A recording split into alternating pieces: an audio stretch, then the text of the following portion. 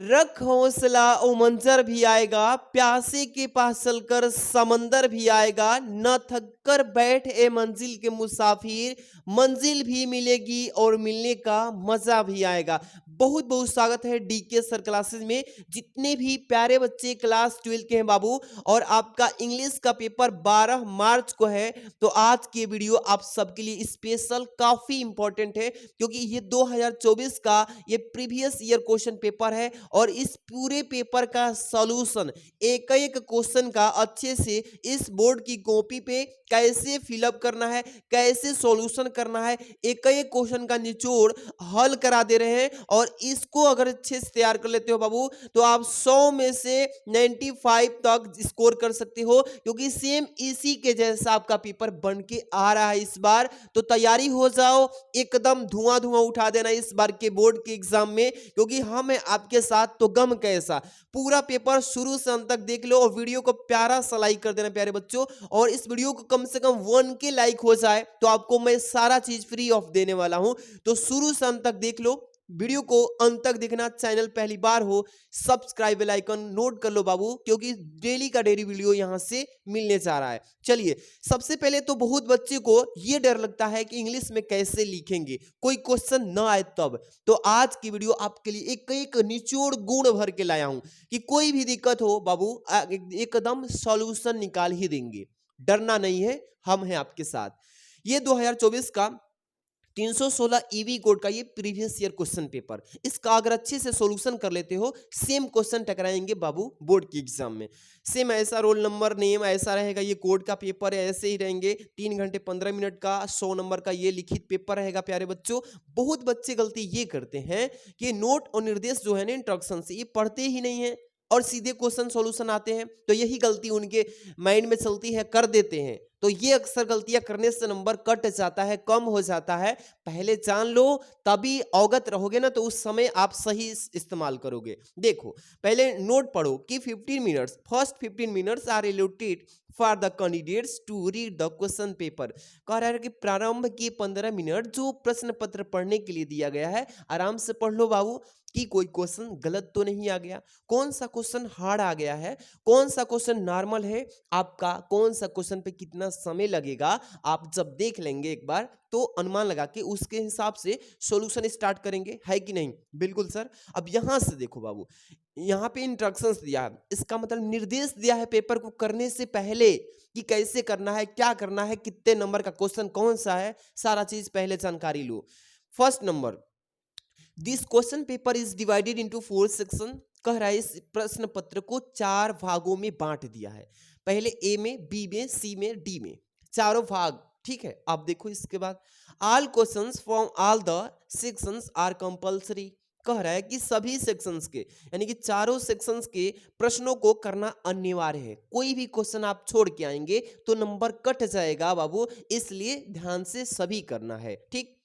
3 number, कह रहा है कि मार्क्स आर इंडिकेटेड अगेंस्ट इस क्वेश्चन, कि प्रत्येक प्रश्न के सामने, प्रत्येक क्वेश्चन के सामने उसका नंबर अंकित है कि प्रश्न कितने नंबर का है, जैसे आपको सभी आगे मिलेगा। अब यहां से क्वेश्चन पेपर स्टार्ट होगा। पहला सेक्शन बाबू, सेक्शन वाइज करना है सॉल्यूशन।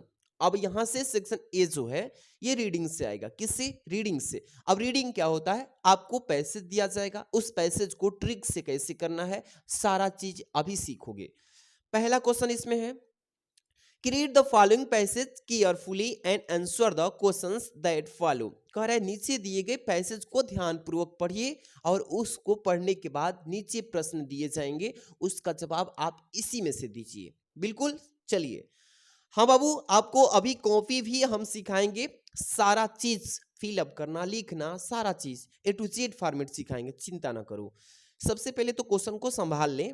ठीक है, कह रहा है ना यहाँ पे, early rising leads to health and happiness. इतना पहले आपको यहाँ पे याद नहीं करना है, सिखा रहा हूं कैसे सॉल्व करना है पेपर में, चीजें समझो। ये आपको एक बार शुरू से अंत तक पढ़ लेना है। आपको इसलिए पढ़ने के लिए कह रहा हूं बाबू, कि जब भी आप पढ़ेंगे तो कौन सा वर्ड कहां लिखा है ये दिमाग में नोट हो जाएगा, और जब सॉल्यूशन करोगे इसका प्रश्न का, तो सीधे उसी लाइन के पास जाना है और उस लाइन को उठा के पटक देना है कॉपी में उत्तर। ठीक है, कैसे चले सर, देख लो बाबू, ट्रिक भी बताएंगे। Early rising lead to health and happiness, the man who rise late can help little rest in the courses of the day, anyone who lies in bed late is. इसके बाद देखो बाबू, यहाँ पे लिए compelled to work till a late hour in the evening. अब यहां तक पढ़े, he has to go without the evening exercise which is so necessary for his health. अब इसका अर्थ अभी नहीं बता रहे, आपको ट्रिक बता रहे हैं कि कैसे सॉल्व करेंगे, पहले तो पूरा पढ़ लो, ठीक। In spite of all his efforts his work will not produce as good result as that of the early riser. ठीक है बाबू, इसके बाद देखो, द रीजन यहाँ पे लिखा for this is that he cannot take advantage of the, यहाँ पे लिखा है रिफ्रेशिंग, यहाँ पर refreshing hours of the morning. Some people say that the quiet hour of mind night is the best time of working. several great thinkers say that they can write best only when they burn the midnight oil। इसके बाद है yet it is true, ठीक है, to say that few men have a clear brain at midnight। यहाँ पे लिखा है midnight, midnight मतलब आधी रात होता है, when they body need to rest and sleep। आगे देखो बाबू, those who work at that time soon run their health। यहाँ पे रन से run third form. Bad health must in the long run have a bad effect on the quality of their work. जैसे आपने पूरा पढ़ा, इसमें प्रश्न पूछेगा कैसे, ट्रिक से समझो। पहला है कि why is early rising better than rising late. कह रहा है कि प्रातः सुबह जल्दी उठने से मतलब कह रहा है कि लेट उठने की अपेक्षा जल्दी उठना कैसा होता है, मतलब कैसे अच्छा होता है। तो इसमें दिया है सारा प्रश्न का आंसर, यहीं से तो खोजना है, साफा साफा आंसर दे दिया है। पहले तो आइए कॉपी को दिखाते हैं, ठीक। आपको बोर्ड की कॉपी में फर्स्ट पेज कहते हैं ना कि first impression is the last impression. अगर शुरुआत अच्छे से होगी तो अंत भी अच्छा होगा। शुरू से तो बोलते हैं ना कि शुरू का इंप्रेशन अच्छा रखो, इसको अच्छा से साफ सुथरा गंदा नहीं बनाना है, इसको ओवर राइटिंग नहीं करना है, काट पीट नहीं करना है, अच्छे से भरना है। जैसे परीक्षार्थी का अनुक्रमांक यहाँ पे अंकों में डिजिट में ऐसे भर लेना, इसी चीज को शब्दों में यानी वर्डों में ऐसे भरोगे एक एक करके, जैसे 2 4 0 ऐसे ना, तो 2 4 0 ऐसे, 6 4 3 2 ऐसे करके भर लोगे बाबू। बिल्कुल सर। इसके बाद विषय प्रश्न पत्र तथा संकेतांक 3 टॉपिक इसमें भरना है। जैसे विषय इंग्लिश, प्रश्न पत्र वनली मतलब केवल, ऐसे वनली भर लेना बाबू, हो जाएगा। प्रश्न पत्र अंक संकेतांक जैसे 316 ईबी, यहाँ पे मैंने आपका भी पेपर आएगा ऐसे ही रहेगा, तो 316 ईबी यहाँ पे है ना, तो यहाँ पे भर लिए हैं। ऐसा ही आपका कुछ अलग आएगा, आप अपनी कॉपी में भर लीजिएगा देख के। परीक्षा का दिन वेडनेसडे है, किस तारीख को पेपर है, वेडनेसडे को। परीक्षा तिथि क्या है, 12/3/2025 को आपका है। मैंने सारा चीज सिखा दी, सेम टू सेम यही भर देंगे। और यहाँ पाली क्या है, तो सेकंड पाली, 12 वालों का सेकंड होता है। परीक्षा के अंदर एडमिट कार्ड से देख के भर लेना अपना, ठीक। अब यहाँ पे क्या बोला है, परीक्षा कक्ष संख्या 5 नंबर में, जैसे मैंने एग्जांपल दिया है, आप जो भी रूम में बैठेंगे अपने आप अध्यापक से पूछ के या रूम नंबर डाला जाता है उस पर आप देख के भर लेना। कक्ष निरीक्षक आप यहाँ पे कुछ नहीं भरेंगे, वो गार्डिंग लिया होगा, वो चेक करेगा, साइन करेगा वो अपना। यहाँ पे डेट वो भी डाल देगा या आप भी डाल सकते हैं, कोई दिक्कत नहीं। इतना काम कंप्लीट। अब सेक्शन स्टार्ट करेंगे यहाँ से। सही और सटीक तरीके से लिखने का बिल्कुल तरीका देख लो, अच्छे से बाबू लिखने का तरीका होना चाहिए। जिसे सेक्शन ए, आप सेक्शन ए लिख के इसके बाद क्वेश्चन नंबर डालेंगे, रीडिंग डाल लीजिएगा, और यहाँ पे क्वेश्चन फर्स्ट यानी कि पहला प्रश्न का यहाँ से आंसर डाल रहे हैं। क्या डाल रहे हैं, आंसर। पहला प्रश्न का आंसर यहाँ से आप कैसे लिखोगे ये देखो। पहले प्रश्न पूछा है कि why is early rising better than rising late. कह रहे कि देर की अपेक्षा जल्दी उठने से क्या अच्छा होता है, सबसे अच्छा। तो लिखेंगे इसका आंसर इसी में से, गद्यांश में से, कि ए नंबर की early rising is better than rising late vehicles, यानी कि सुबह जल्दी उठना अच्छा होता है देर उठने की अपेक्षा, क्योंकि early rising lead to health and happiness, क्योंकि जल्दी उठना हमारे लिए अच्छा स्वास्थ्य और खुशियां लाता है। ठीक है, इस तरीके से आंसर दे देंगे। इसी में तो दिया है सारा चीज कि early rising lead to health and happiness. ऐसे ही खोज की इस लाइन को ही छाप देना है, कहीं भटकना नहीं है प्यारे बच्चों। हम ट्रिक बताएंगे आपको पूरा इंग्लिश में भी। बी नंबर देखिए, why do some thinkers burn the midnight oil. कह रहा है कि इसमें कुछ जो सोचने वाले हैं मिडनाइट ऑयल की तरह क्यों चलते हैं। यहाँ पे बी नंबर कि some thinker burn the midnight oil because they say that the quiet hour of midnight is the best time of working. इसी में तो दिया है, सारा चीज दिया है कि नहीं प्यारे बच्चों। आप खोजोगे नहीं तो कैसे मिलेगा भाई। इसमें आपने पढ़ा कि नहीं सर, हमने तो पढ़ा था कि some people say that the quiet hour of midnight is the best time of working. ऐसे नहीं लिख सकते हो, इसी में से तो देख देख के बना के लिखना है, कहीं भटकना तो नहीं है, बस आराम से बना लो। C number, what is the advantage of working at midnight. देखो एडवांटेज इसमें कहाँ लिखा था, आपको मैं इसलिए बोल रहा था ना, एक बार पूरा जब पूरा पढ़ लोगे तो आपको कहीं कहीं जो दिया रहेगा एडवांटेज यहाँ दिया है ना, तो यहाँ पे लिखा है कि the reason for this is that he kind of taken advantage of the refreshing hour of the morning। आप ऐसे नहीं लिख सकते हो बिल्कुल सर, देखो कैसे। सी नंबर का, the disadvantage of working of midnight, the reason for this, यहाँ पर disadvantage था, ठीक है, for this is that the kind of taken advantage of the, यहाँ पर refreshing hour of the morning लिख लेना ऐसे, आपका ये प्रश्न का आंसर कंप्लीट हो जाएगा। ऐसे बना लोगे कि नहीं बाबू। बिल्कुल सर, आप जो बता रहे हैं सर समझ आ रहा है। आप जब तक अपने से प्रैक्टिस नहीं करोगे बाबू, सॉल्व नहीं करोगे, बनाओगे नहीं पैसे, तो दिक्कत होगा पेपर में ना, इसलिए घर पे भी सॉल्व करो। डी नंबर देखो, what are the possible advantage of both morning hour and midnight hour. इसमें दिया था सर।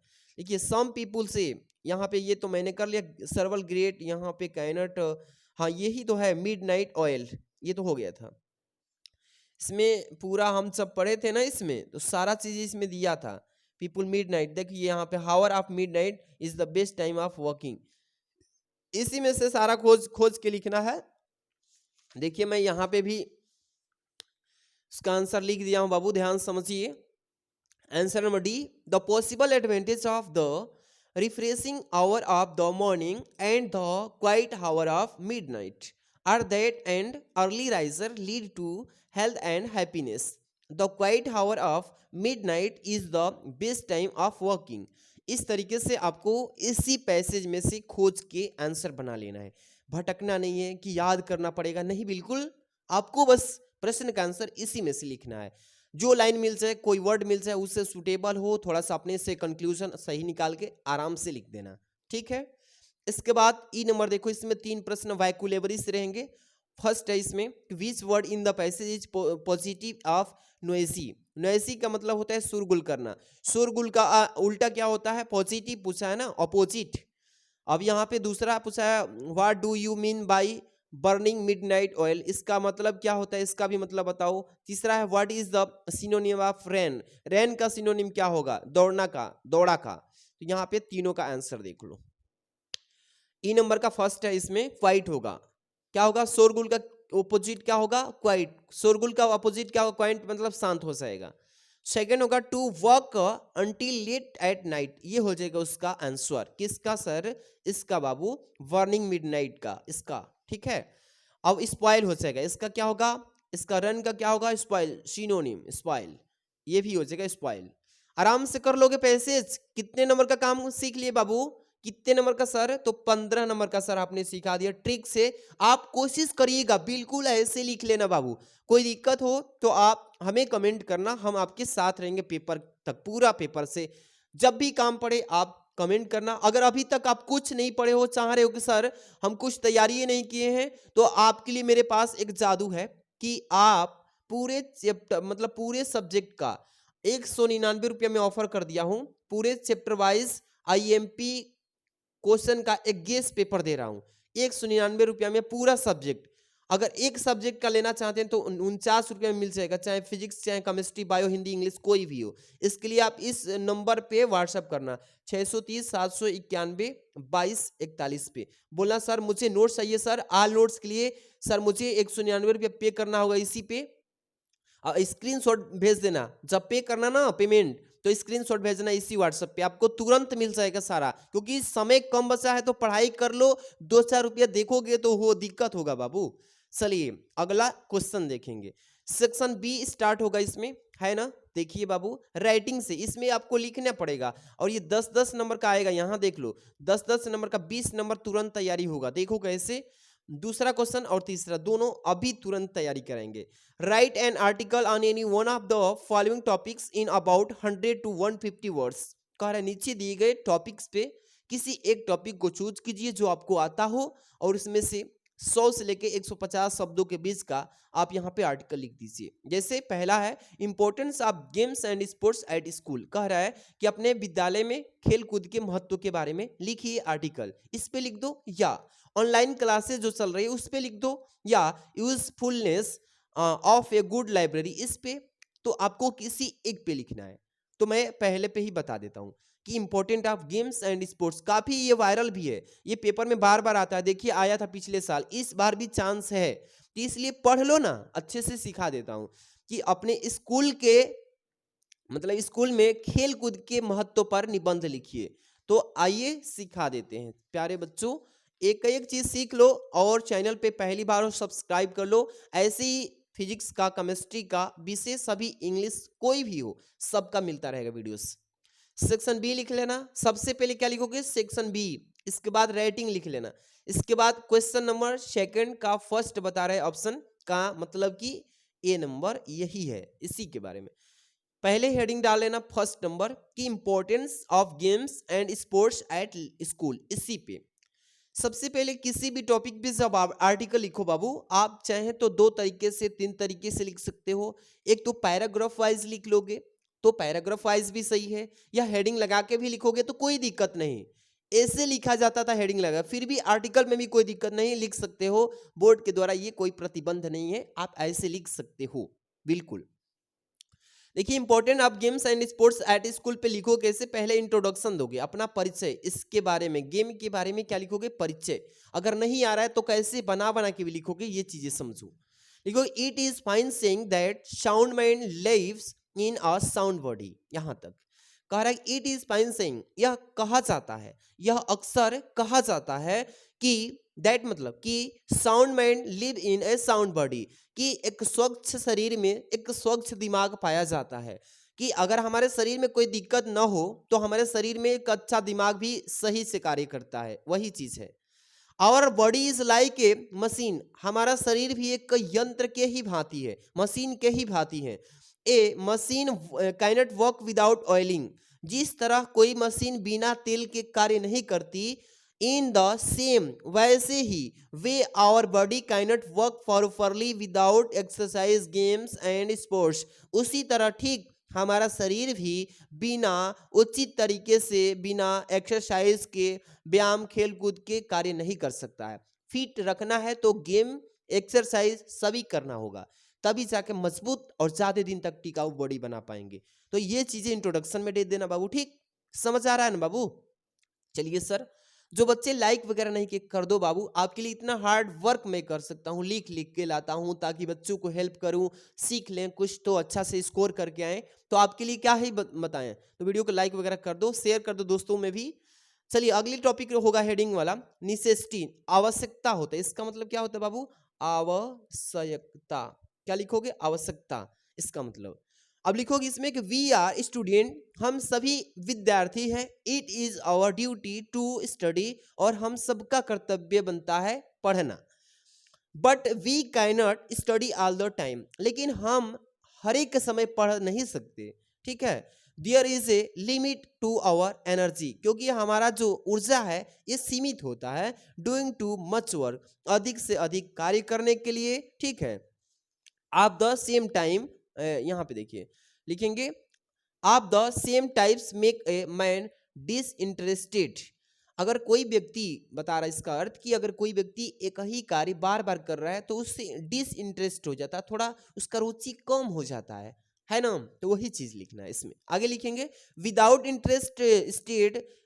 इंटरेस्टेड इफिशियंसी डिसिप्लिन, डिस्क्लीनेस, यानी कि बिना इंटरेस्ट का कोई अगर काम करते हैं तो उसमें मन नहीं लगता है, बिगड़ जाता है, इधर उधर हो जाता है ना। सो इसलिए it is correct to say that all work and no play make Jack a dull boy. इसलिए कहा जाता है कि आप कोई भी कार्य करिए तो एक ही कार्य कीजिए, उचित तरीके से कीजिए, जो कि खेल रहे हैं तो खेलिए, पढ़ रहे हैं तो पढ़िए, न कि इधर उधर दिमाग भटकाइए, एक समय में एक ही काम करें। इस तरीके से जैक जो है डूल बॉय हो जाता है। ठीक है, लिख लेंगे सर। अगला क्या लिखोगे, इंपॉर्टेंस, इसका मतलब होता है आवश्यकता। क्या क्या हमें चीजें की आवश्यकता है, आवश्यक, उसका मतलब आवश्यक होता है, इसका मतलब आवश्यकता होता है। फॉर स्टडीज, पढ़ाई के लिए, वी शुड बी हेल्दी, हमें पढ़ाई करने के लिए क्या होना चाहिए, तंदुरुस्त होना चाहिए, स्वच्छ होना चाहिए। ठीक, a weak and sick student can not study properly, एक कमजोर और बीमार स्टूडेंट, विद्यार्थी कभी अच्छे तरीके से पढ़ाई नहीं कर सकता है। इसलिए आपको तरोताजा, अच्छा स्वास्थ्य होना चाहिए, तभी मन लगेगा पढ़ने में, सही तरीके से कोई चीज याद भी हो जाएगा। इसलिए अनर्गल की चीजें, बेकार की फालतू की चीजों पर ध्यान न दो। एग्जाम के टाइम आप लोग खाना खाओ, नींद अच्छे से लो, पढ़ाई पे पूरा ध्यान दो। 1 महीना बस टाइम बचा है बाबू। ठीक, आगे देखो, good health makes us healthy and fit for work. अच्छा स्वास्थ्य हमें क्या करता है बाबू, फिट रखता है, हमारे कार्यों के लिए अच्छा रखता है। They provide the best exercise to the body, वे हमारे शरीर को अच्छा व्यायाम भी प्रदान करता है। The limb move and blood circulation so that the body function better, जो हमारे हाथ पाँव हैं ये चलते रहते हैं, जब हम अपने हाथ पैर चलाएंगे, दौड़े भाग करेंगे, तो ये हमारे पूरे शरीर में ब्लड सर्कुलेशन होगा, तो खून रक्त का संचार होगा, जिससे हमारा बॉडी का हर एक फंक्शन उचित तरीके से कार्य करेगा और अच्छा रहेगा। ठीक, health is the base of success, जो हमारा स्वास्थ्य है ये सफलता का ही क्या है, आधार है। अगर अच्छा स्वास्थ्य नहीं रहेगा तो हम सफलता भी नहीं पाएंगे। Without health we have no charm in life, बिना अच्छा स्वास्थ्य के हम अपने जीवन में खुशियां नहीं पा सकते हैं। So it is correctly said, इसलिए सही कहा जाता है, इफ वेल्थ इज लॉस्ट, यदि हमारा वेल्थ, वेल्थ का मतलब क्या होता है बाबू, धन। ठीक है, यदि हम अपना धन खो देते हैं तो नथिंग इज लॉस्ट, तो समझिए कुछ नहीं खोए हैं। इफ हेल्थ इज लॉस्ट, यदि समझिए हेल्थ, स्वास्थ्य खो देते हैं, समथिंग इज लॉस्ट, तो हम स्वास्थ्य खोते हैं तो कुछ खो देते हैं। इफ कैरेक्टर इज लॉस्ट, यदि हम अपना कैरेक्टर, अपना आचरण खो देते हैं, तो समझिए कि एवरीथिंग इज लॉस्ट, तो सब कुछ गंवा देते हैं। तो यही चीज आपको लिखना होगा एग्जाम में। थोड़ा सा और थोड़ा सा देख लो बाबू, तब जाके आपका काम कंप्लीट हो जाएगा। लिखेंगे games and sports make us disciplined. देखिए, गेम और जो खेल कूद होता है ये हमें अनुशासित रहने को सिखाता है। They keep the machine of life run, ये हमारा जो है ये यंत्र की तरह भाग दौड़ जीवन में सिखाता है स्मूथली। दे टीच अस टीम स्पिरिट, ये हमें अपने टीम को क्या करता है, स्पिरिट सिखाता है रहना। We learn to adjust with other, और हमें एक दूसरे के साथ कैसे रहना है, व्यवहारगत सिखाता है। They teach us to cooperate, और हमें एक दूसरे का कैसे सहयोग करना है वो भी सिखाता है। एवरी प्लेयर्स, प्रत्येक खिलाड़ी, थिंक्स, सोचते हैं, ऑफ द टीम, अपने टीम के बारे में। ठीक है, they develop the spirit of self sacrifice, और ये हमें अपने सेल्फ सेक्रीफाइस को विकसित करता है। लिख लोगे ऐसे, लास्ट में ये कंक्लूजन जरूर लिख देना। ठीक है, क्या लिखोगे, we must take part in game and sports, हम सभी को अधिक से अधिक खेल कूद में भाग लेना चाहिए। जहां भी गेम होता है, अगर हमारा मन लगता है खेल कूद में तो भाग लेना चाहिए, but not at the cost of our studies, लेकिन पढ़ाई से इसको तुलना नहीं की जा सकती। सो इसलिए balanced view is very necessary, इसलिए सब चीज का संतुलन बनाए रखना बहुत आवश्यक होता है। और रूल ऑफ लाइफ, हमारे जीवन का कुछ रूल भी होना चाहिए। वी, जैसे कि वर्क वाइल, जब आप कार्य कर रहे हो तो यू वर्क, तो आप कार्य करें, and play while you play, तो आप खेल रहे हैं तो खेलें। कोई एक समय में एक ही काम करिए, ये आपके जीवन का उद्देश्य होना चाहिए, आवश्यक नेसेसरी ये बातें होना चाहिए। आप इतना कंक्लूजन लिख दोगे, काम कंप्लीट, 10 नंबर यहां से। अगला प्यारे बच्चों ये तो कर लिए, इसके बाद आप जो भी जिस पे मन करे उस पे तैयार कर लेना, हम तो ये बता दिए ना, काफी इंपॉर्टेंट था। इसके बाद third number, write a letter to the editor of a daily newspaper about the situation and problems after flood in your town और विलेज। कह रहा है कि आप अपने एक संपादक के माध्यम से, जो न्यूज़पेपर छप के आता है ना उसको एडिटर बोलते हैं, आप संपादक के माध्यम से एक पत्र लिखिए कि हमारे गांव या मोहल्ले के कस्बे में जो है बाढ़ की समस्या से बहुत ही काफ़ी समस्या हो रही है, तो इस पे आप कैसे सही व्यवस्था करा सकते हैं, इस पे आप एक एडिटर को पत्र लिखिए। या आप इस पे भी लिख सकते हैं बाबू कि जैसे write a letter to the principal of your college for the improvement of server laboratories in your college. अपने कॉलेज में इस इम्प्रूवमेंट यानी कि जो सुधार होता है उसके विषय में लाइब्रेटरी जो होता है ना उस पे अपने प्रिंसिपल को एक पत्र लिखिए कैसे उसका सुधार किया जाए, जो भी कमियां हैं लाइब्रेरी में। तो आइए एक बार हम आपको सिखा देते हैं। सबसे पहले करोगे क्या बाबू, ध्यान से समझो। यहां से ठीक है, यहां पे देखिए पहले ही प्रश्न को बता रहा हूं बाढ़ की समस्या वाला पे। पहले क्वेश्चन नंबर 3 डाल लीजिएगा ऐसे, ठीक है बाबू, ध्यान समझिए। अब यहां से क्या करोगे, लिखोगे सबसे पहले टू। क्या लिखोगे, टू। किस पे सिखा रहे हैं, पहले पे बाढ़ की समस्या को कैसे समाधान करें अपने गांव या विलेज के। पहले टू लिखिएगा और यहाँ पे कॉमा लगा देना, ठीक है, और इस लाइन को छोड़ देना। अब यहाँ एड्रेस लिखना, जिससे हरभसन नगर इस पे लिख दीजिएगा, कानपुर लिख लीजिएगा, यहाँ पे 20 जुलाई 2024 या 25 भी लिख देंगे, कोई दिक्कत नहीं, ये तो काम कर लेंगे। अब यहाँ पे लिखेंगे address, the district magistrate Kanpur. किसको लिख रहे हैं, कानपुर के डिस्ट्रिक्ट मजिस्ट्रेट को, ऐसे ही लिखना होगा। आप चाहें तो यहाँ पे बदल लेंगे, अपना अपना जिला भी लिख सकते हैं, बलिया डिस्ट्रिक्ट मजिस्ट्रेट, मैं तो बलिया से हूँ, तो आप जिस भी जिले से हैं लिख सकते हैं, कोई दिक्कत नहीं, लेकिन आपको इसी के बेस पे आगे भी लिखना होगा। सब्जेक्ट लिखेंगे, इसमें सबसे महत्वपूर्ण चीज क्या होता है, सब्जेक्ट, किस विषय पे आप ये पत्र लिखें, जिससे relief required in flood hit region, यानी कि यहाँ की जो एरिया है, एरिया यानी कि जो बाढ़ की से समस्या से जो पीड़ित लोग हैं, इसको रिक्वायर्ड को ध्यान से देखिए, और इस पे राहत के लिए हम लिख रहे हैं, तो आप इसकी ध्यान में रखना है, ऐसे ही लिखना है। सर लिखेंगे, सर इसके सामने टू के सामने ही सर लिखेंगे, फिर कॉमा लगा के इस लाइन को छोड़ देना। I as a resident of Kanpur I am writing this letter to draw your attention toward the grave situation in the city of Kanpur. कह रहा है कि I as resident of Kanpur, मैं कानपुर का रहने वाला, I am writing this letter, मैं इस पत्र को लिख रहा हूँ, ड्रा योर अटेंशन, आपका ध्यान को इधर केंद्रित करने के लिए, इन बीच जो कि हमारे की यहाँ की जो समस्या है इस शहर की, कानपुर की, वो गंभीर है। यहाँ पे लिखा है रिसेंटली, तुरंत, there are a huge rainfall due the which our city is flooded. यहाँ जैसे ही बारिश होगी और यहाँ पे क्या होगा, बाढ़ की आपदा आ जाएगी, तो इसको कैसे समस्या को समाधान किया जाए, इस पे ध्यान आपका एकाग्र करना चाहता हूँ सर। ऐसे लिखेंगे, थोड़ा सा आगे और लिखेंगे, देखिए बाबू लिखा है हैवी डाउन पावर फॉर 5, यहाँ पे लिखा है consecutive days has affected us, यहाँ पे लिखा है adversely, there has been a huge loss of fuse and poverty.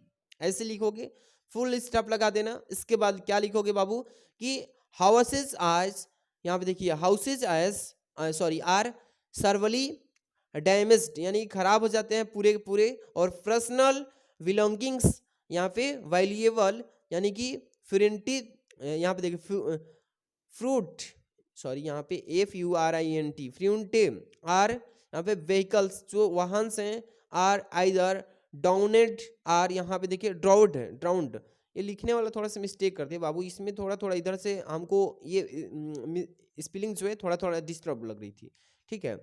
यहाँ पे देखिए स्विफ्ट वे, इसके बाद लिखा है फार्मर, ठीक है, very away away, farmers whose crop are the only mode of income. इसके बाद लिखेंगे आर द वर्स्ट, यहाँ पे लिखेंगे affected the heavy rainfall has destroyed the crops and vegetables, जो यहाँ की फसलें हैं, सब्जियां, वो सब क्या कर देता है, डिस्ट्रॉय कर देता, दहा बहा ले जाता है। ये सभी समस्या लिख देंगे।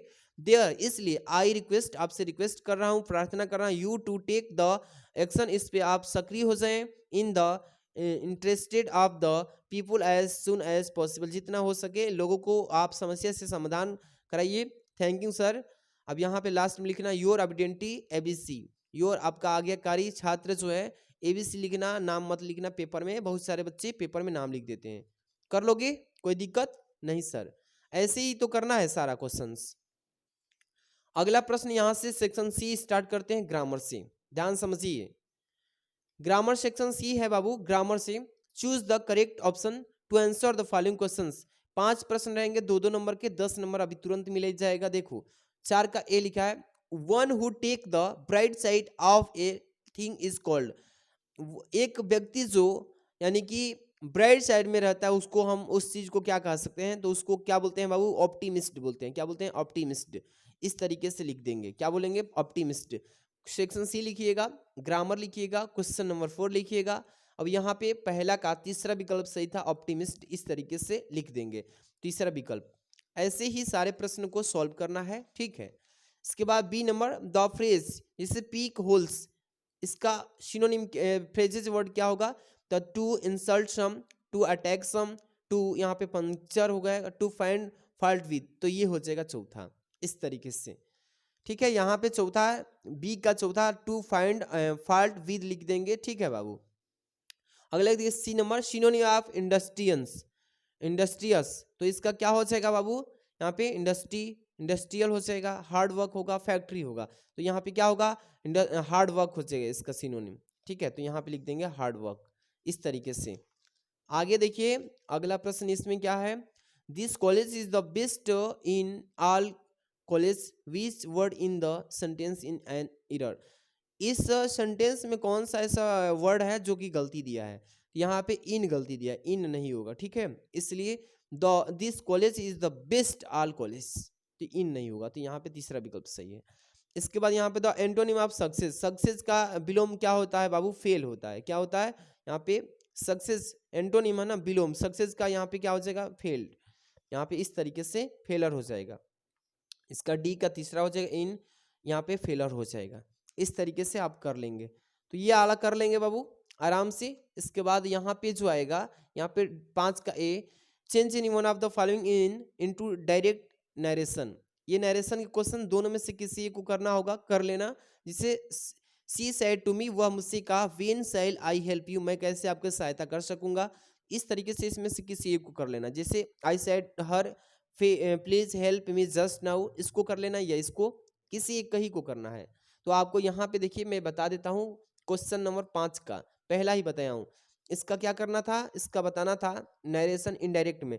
सी सेड टू मी, कनेक्टर जोड़ना है, पहले पहचान करना है कि कौन सा टेंस है, इसके अकॉर्डिंग सॉल्व करना है, ठीक है। तो सी आस्क्ड में चेंज हो जाएगा, सैड को आस्क्ड में मी हो जाएगा, ठीक है। When she could help me, इस तरीके से बना लेना। अब इसके बाद अगला है B number, combine any one of the following as directed, जैसे इसमें पहला है कि द इनेमी, यानी कि लिखा है surrendered the battle was on, इसको इनटू ए सिंपल सेंटेंस, या इसको कर लेना B second number, it is done, it cannot be undone, इसको इनटू कॉम्प्लेक्स सेंटेंस, तो दोनों में से किसी एक को कर लेना। जैसे मैं यहाँ पे बता देता हूँ 5 का बी, कि अगर बी नंबर करना होगा तो कैसे करोगे, ठीक है बाबू।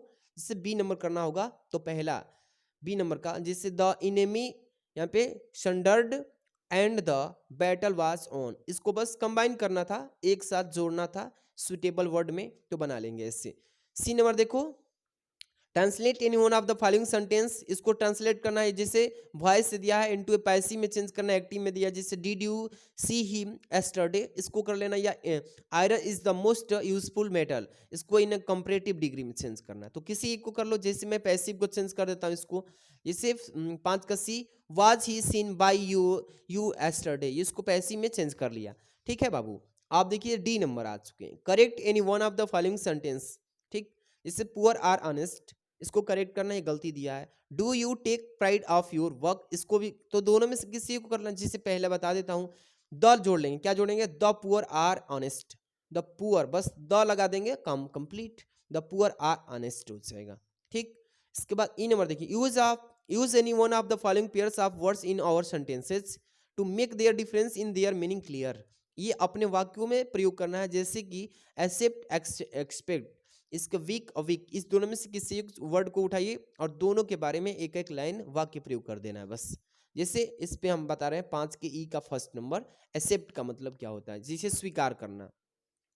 लेकिन he accepted a gift from his friend, वह अपने मित्र के द्वारा दिया गया गिफ्ट को क्या किया, एक्सेप्ट कर लिया, स्वीकार कर लिया, ठीक। और एक्सपेक्ट का मतलब क्या होता है, you should not expect any more arrival, इस तरीके से आराम से लिख लेना, हो जाएगा ना, बिल्कुल सर। इसके बाद यहाँ पे लास्ट है 6 नंबर, इसके बाद सेक्शन अगला प्रारंभ होगा। Translate the following passage into English, इसको पैसेज को इंग्लिश में कन्वर्ट करना है। 5 नंबर का आता है, जैसे 2 व्यक्ति साथ साथ यात्रा कर रहे थे, 2 मेंस विद, यहाँ पे क्या कर रहे थे, विद, 2 मेंस बोलेंगे 2 मेंस विद, यात्रा करना, विजिट, विजिट मतलब यात्रा करना, डू विद विजिट। यहाँ से स्टार्ट करेंगे सबसे पहले क्वेश्चन नंबर 6, लिखें 2 पर्सन्स, या व्यक्ति के लिए मैन भी बोल सकते हैं, पर्सन लिखेंगे, 2 पर्सन्स वेयर ट्रेवलिंग टुगेदर, ठीक है, इस तरीके से। रास्ते में उन्हें एक सराय में ठहरने का अवसर मिला, सराय मतलब आवास होता है, तो लिखेंगे ऑन द वे, रास्ते में, they got a chance to stay in मतलब सराय मतलब कहीं एक जगह पर, ठीक। उनमें से एक को सराय के दरवाजे पर रुपए की एक थैली मिली, तो वन ऑफ देम, उनमें से एक को, गॉट मतलब मिला, ए बैग मतलब बैग ऑफ मनी मतलब पैसे वाला, at the door of the in मतलब सराय के दरवाजे पर, ऐसे लिख लोगे बाबू, ठीक। इसमें देखिए इतना तक तो हो गया। दूसरे व्यक्ति ने कहा, सेकंड पर्सन सेड, क्या बताओगे, यहाँ पे लिखोगे द अदर पर्सन सेड, ठीक। इन रुपए को बराबर बराबर बांट लें, let us share the equal money equally, यानी कि इन रुपए को हम लोग क्या कर लें, बराबर बराबर बांट लें, ऐसे लिख लोगे, हो गया ना।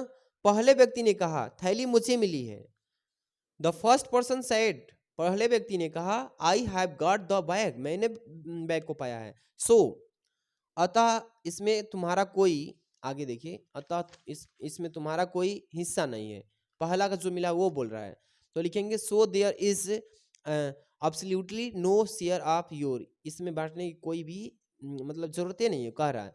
हम इस दोनों यानी कि इस पर दोनों झगड़ने लगे, हम दोनों इस पे क्या करने लगे, झगड़ने लगे, मतलब कि क्या करना, एट दिस बोथ, इस दोनों हम, या police come there can took the bag holder person to the police station, ये पूरा का आपको बता देता हूँ, ठीक। और देखिए झगड़ने लगे, दोनों को झगड़ा करते हुए पुलिस वहां आ गई और थैले वाले को थाने लिवा ले गई। तब उस व्यक्ति ने अपने साथी से अपने साथ थाने चलने का निवेदन किया। इस पर उसने मित्र से कहा, यदि इस थैली में मेरा हिस्सा नहीं होता तो मैं थाने क्यों चलूं। इतना कहकर वह अपने नगर को चला गया।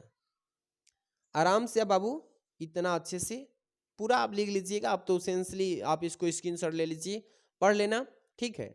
आराम से तैयारी करिए। इसके बाद हम सेक्शन डी की बात करेंगे। ये 40 नंबर का खाली सेक्शन डी आएगा और ये वीडियो लॉन्ग हो जाएगी। इसके लिए मैंने सोचा कि सेक्शन जो डी आएगा ये लिटरेचर से पोएम पोएट्री जो आएगा जो आता है ना, वो सारा चीज़ हम आपको शॉर्ट स्ट्रेंजर सब कुछ सिखाएंगे। एक और वीडियो इसका शूट कर देंगे। आप इस वीडियो को प्यारा सा लाइक कर देना, अगर चैनल पे पहली बार सब्सक्राइब कर लेना, शेयर कर देना दोस्तों में भी, उनको भी हेल्प करने के लिए, ठीक है। और कमेंट करना कि सर सेक्शन डी सॉल्व कराइए। सेक्शन ये लिखना सेक्शन डी बस लिख देंगे तो भी समझ जाएंगे। इस वीडियो को लाइक शेयर कर दीजिए सेक्शन डी लिख करके। Thanks for watching.